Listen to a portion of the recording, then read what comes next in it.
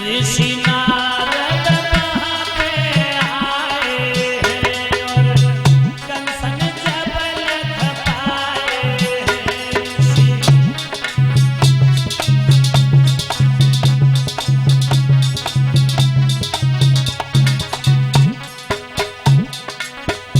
और आसन पे बैठाए हैं मुख से वचन सुनाए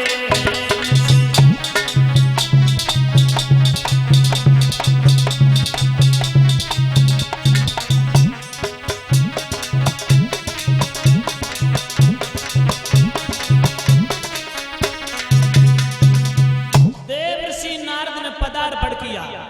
माता बहनों भाई बंधु, उसी समय जैसे ही भोजराज कंस के राज दरबार में देवर्षि नारद ने पदार्पण किया, कंस सिंहासन से उठ बैठा, आसन डाल दिया। आइए बाबा,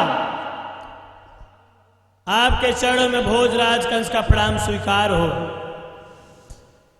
नारद कहने लगे, कंस हाँ चित्त तो प्रसन्न है, ठीक है प्रभु, प्रसन्न है। कैसे हो तुम?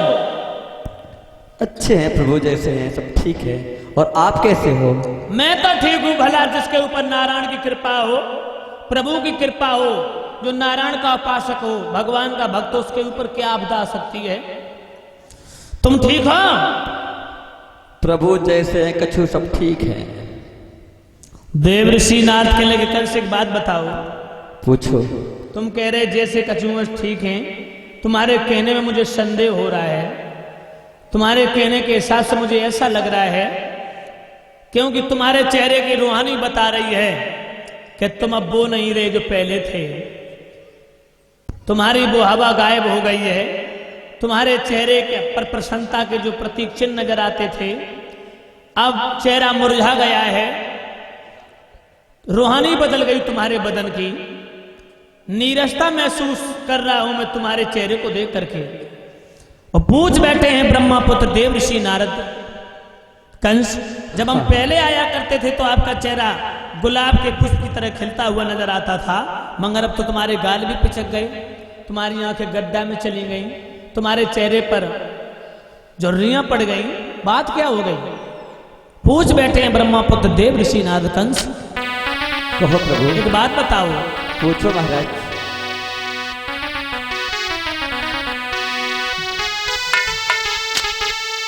नारद बोले, ओ कंसराज, क्यों दशा बिगड़ती जाती है? गुरुदेव, और दिन है बसंत के खिलने का, पर कली सिकुड़ती जाती है।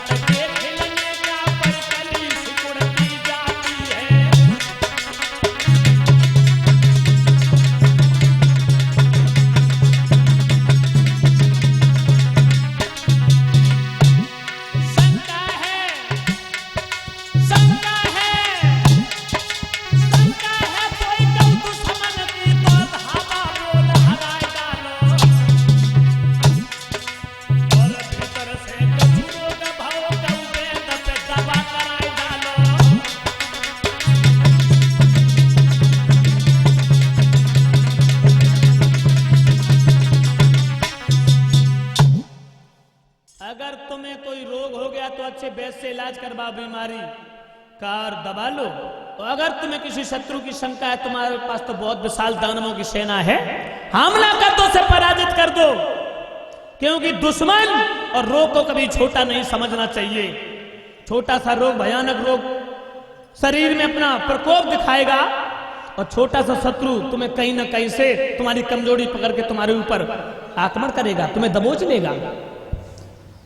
कंस कहने लगा, देवर्षि नारद, अगर तुम ये पूछ रहे हो रोग और शत्रु, तो एक चिंता है मेरे दिल में। कौन सी चिंता? उसी समय कंस ने जवाब दिया, बाबा कहो।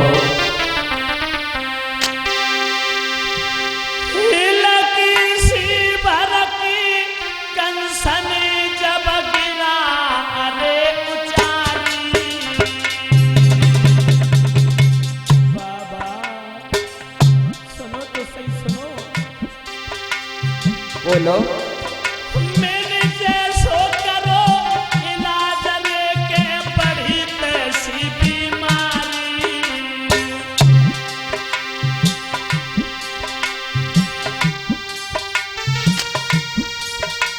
महाराज के मेरी भाई के नजर तकती, सुना हो तुमने गोकुल में मेरे बाबा जी, बाबा जी गैया चराई कम्बल ओढ़ के, अब हुई गौ है बहुत रईस। मेरे बाबा जी गैया चराई कम्बल ओढ़ के।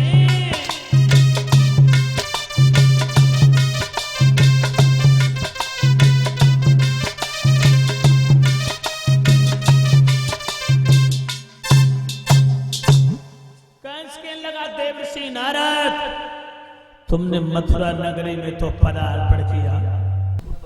भगवत श्रोताओ, कंस ने कहा बाबा तुमने मथुरा नगरी में तो पदार्पण किया, लेकिन तुमने कभी गोकुल वृंदावन की तरफ दृष्टि डाल के देखा? क्या मतलब? उसमें एक नंद नाम का अहीर है। जागी नारी जसोदा जब मथुरा में दही बेचत बूढ़ी हो गई, तो अब लोग उसे बहुत पैसे वाला बताते हैं। नारद कहने लगे तो तुम्हारी काय को नानी मरी जा रही? अरे भाई किसी ने मेहनत करके 2 पैसा इकट्ठे कर लिए, तो तुम क्यों मरे जा रहे? बोले बात ये नहीं है देवर्षि नारद, बात कुछ और है।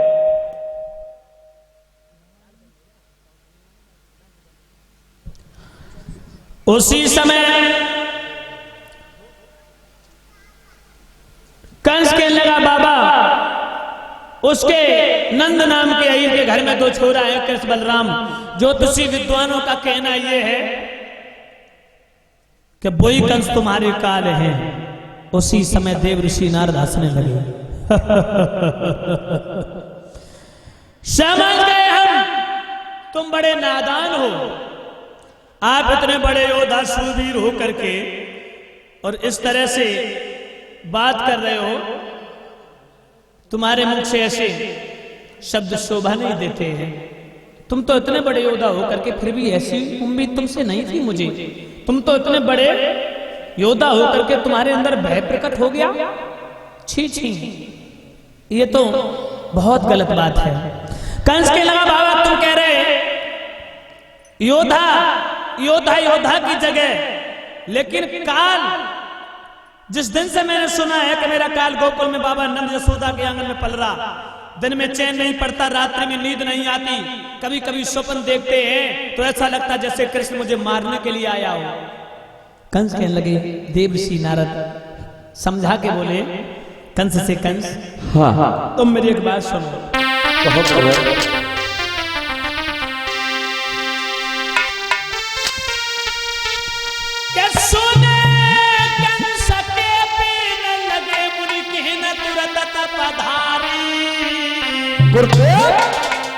ओ कंस राज तेरी बुद्धि रे हियन पे गई है मारी।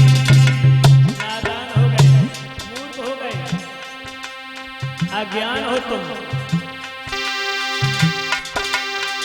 अरे बुद्ध गई मारी, अकल गई मारी, बुद्ध गई मारी, अकल गई मारी।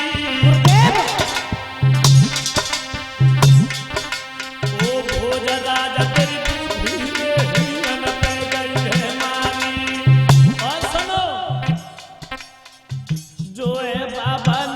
बड़ो मत मंद के अरे भिखारी,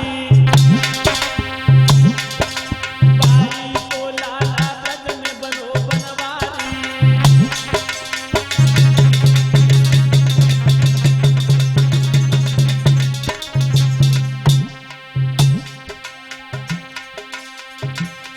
एक उसमें तासीर है कि वो बांसुरी बहुत सुंदर बजाता है।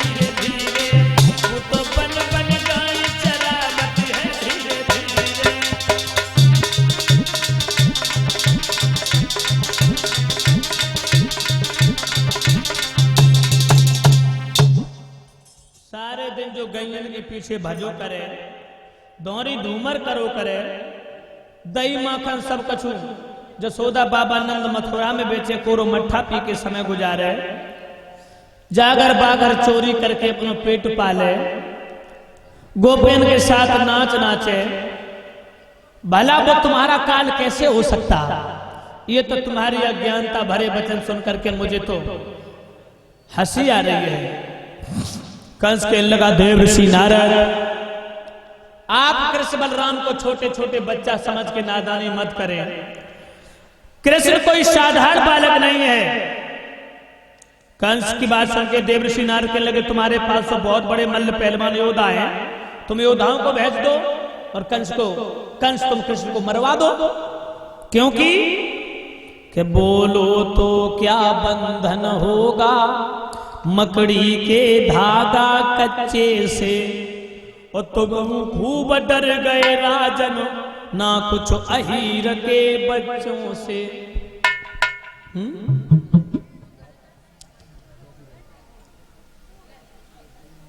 माता बनो शोरगुल थोड़ा बंद रखो। ऐसा मालूम पड़ रहा है जैसे सब्जी मंडी लगी हो ना। और सही बात तो ये कि कथा सुनने के कुछ आप लोगों के नियम कुछ अलग होते हैं।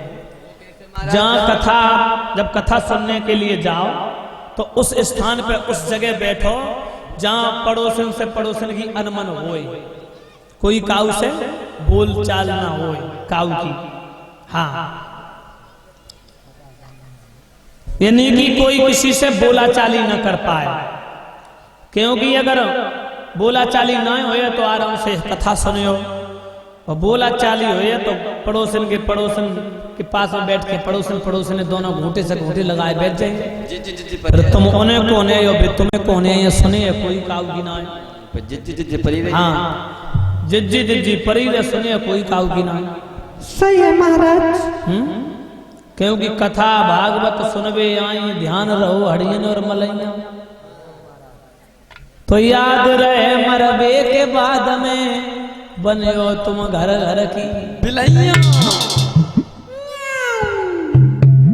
हाँ, तो उस स्थान पर उस जगह बैठो जहाँ बोला चाली ना होए।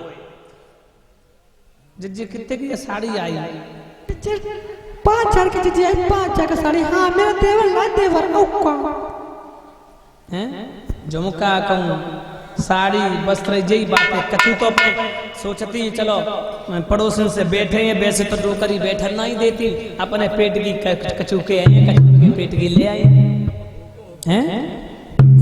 तो कथा सुनते समय शोरगुल नहीं मचाना चाहिए, बातचीत नहीं करनी चाहिए। इसी के साथ ही साथ अनुज कुमार यादव जो विभूति खुर्द से आए हैं, ब्यूटी खुर्द, जो ब्यूटी खुर्द से आए हैं, जो हमारे गले में एक पुष्पों का हार 51 मुद्राएं दे करके 51 मुद्राएं दे करके समस्त साथियों का सम्मान करते हैं और इसी के साथ ही साथ ओम का